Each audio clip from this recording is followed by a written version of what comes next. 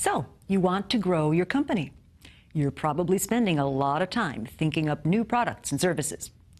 Now ask yourself this: how much time do you spend deciding what to stop doing? Most firms focus a lot on cultivating new initiatives and very little on pruning back.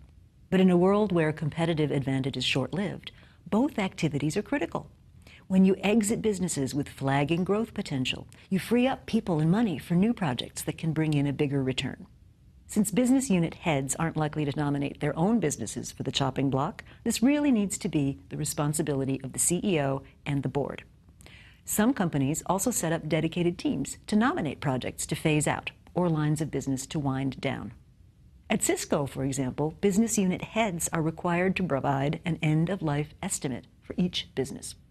To do this, you need discipline. Stop defending your declining businesses to the bitter end. Most firms, even creative ones, want to protect advantages, no matter how marginal, for as long as they can. Kodak was unable to wean itself from film, although it was clear to everybody that the world was going through a digital transition. Instead, end your declining businesses frequently, formally, and systematically.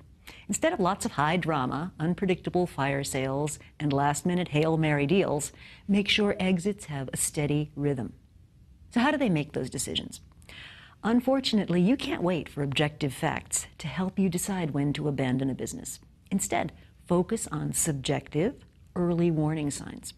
You know, this is something Netflix actually got right.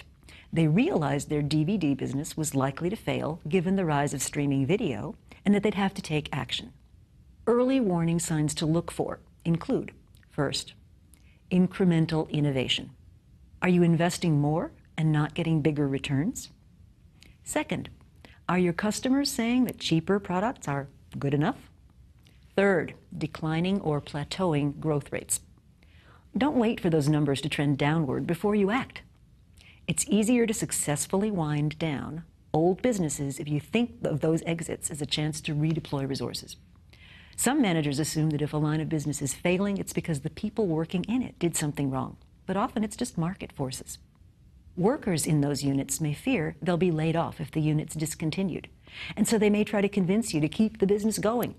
But managed correctly, exiting a business is not a failure, but an opportunity. Smart companies retain experienced, talented workers and put them to work on exciting new projects. No one has the luxury of sustainable competitive advantage anymore. When competitive advantages shift, you need to reconfigure your company before it's too late. That means identifying projects, products, or lines of business to exit.